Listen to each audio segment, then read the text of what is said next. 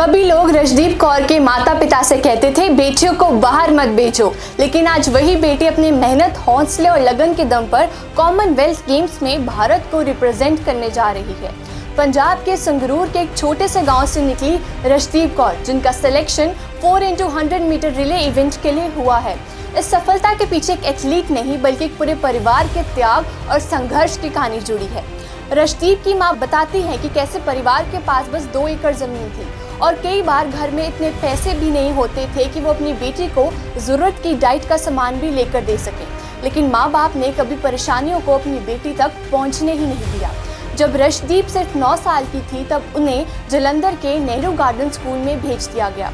School के उस समय की प्रिंसिपल गुरजिंदर कौर, जो आज डिस्ट्रिक्ट एजुकेशन ऑफिसर है, बताती हैं कि रशदीप पहले ही दिन सबकी फेवरेट बन गई और उन्होंने हमेशा अपने लक्ष्य पर ध्यान दिया।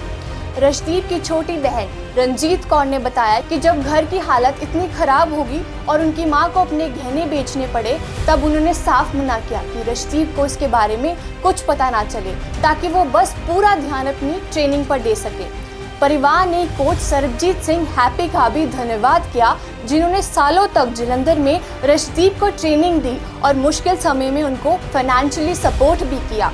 और जब कॉमनवेल्थ गेम्स के लिए उनका सिलेक्शन कंफर्म हुआ, तब उन्होंने अपने घर फ़ोन किया और कहा, हमारे सपने पूरे हो रहे हैं। ये सिर्फ रशदीप कौर की जीत नहीं बल्कि हर उस बेटी की जीत है जिसने मुश्किलों के बावजूद भी रुकने का फैसला नहीं किया।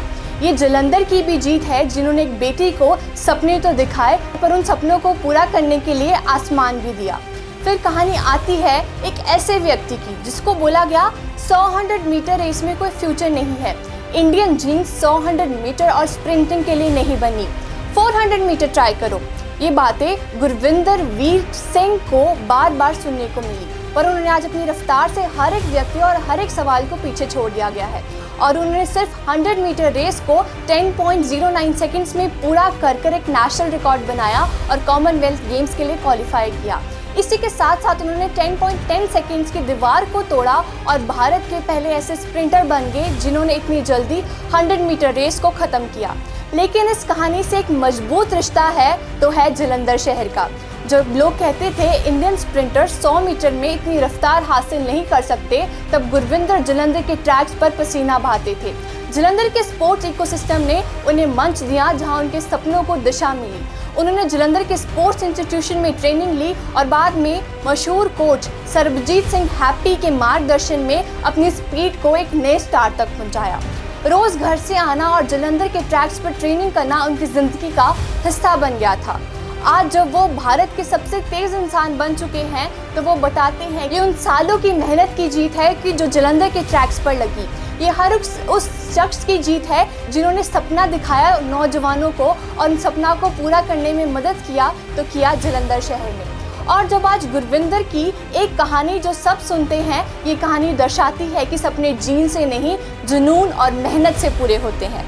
अब बात करते हैं पंजाब की मोगा के एक छोटे से गांव से निकले नौजवान की, जिसके सपने गांव की सीमाओं से कई बड़े थे।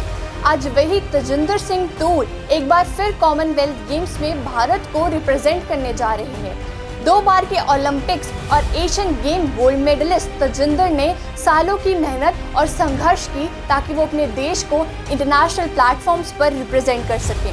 लेकिन इस सफर में एक खास रिश्ता है तो जालंधर शहर का, क्योंकि उन्होंने अपनी ट्रेनिंग जालंधर से जुड़े कोच के मार्गदर्शन से हासिल की। जालंधर के स्पोर्ट्स कल्चर से उनको इतना सपोर्ट मिला कि वो इतने मजबूत बन गए। ये टीम की सफलता नहीं बल्कि पूरे जालंधर के स्पोर्ट्स कल्चर की भी जीत है।